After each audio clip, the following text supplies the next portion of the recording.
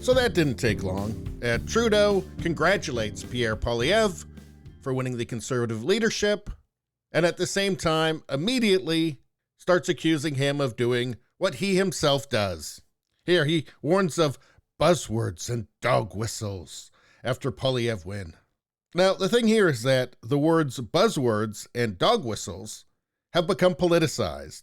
So buzzword and dog whistle are buzzwords and dog whistles to cast aspersions on anything that anybody says that disagrees with Justin Trudeau.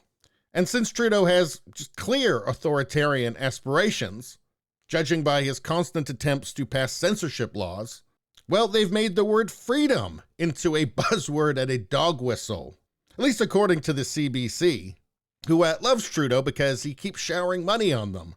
What do they say about freedom? The word freedom. The word has become common among far-right groups, experts say. And actually, the word expert doesn't mean what it used to mean, by the way. Now it just means anybody who agrees with Trudeau. Now you're an expert. But in any case, you had the Freedom Convoy, and those are people who disagreed with Trudeau and his mandates. So what's the knee-jerk response? Freedom is now far-right. That's right, the far-right groups, these extremists, hold this extreme view that government should have less power. But wait a second, aren't these far-right groups authoritarians?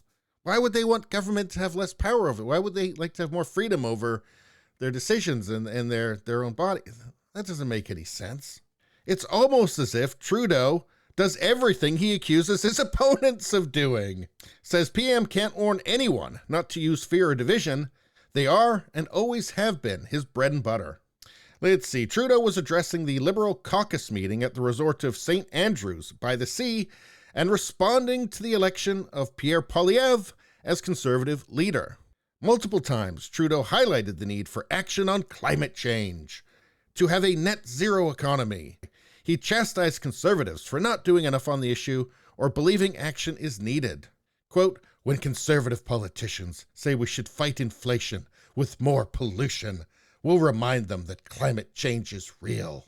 Yes, and there's absolutely nothing that Canada can do about climate change.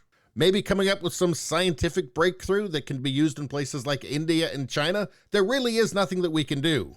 But anyway, Trudeau's very concerned about climate, and it's such a concern for Trudeau that he flew his cabinet to Vancouver for a retreat last week, flew back to Ottawa, and then on to New Brunswick this week for his caucus retreat. They could have all simply met in the nation's capital, where they need to gather on Thursday, but that doesn't meet Trudeau's jet-setting lifestyle.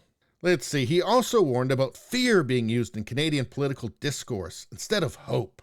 Quote, now is not the time for politicians to exploit fears and pit people one against the other, Trudeau said. The small fringe minority of people who are on their way to Ottawa or who are holding unacceptable views that they're expressing. Yes, that's rich according to the man who regularly uses shootings in the United States to push new gun laws here while doing nothing about crime.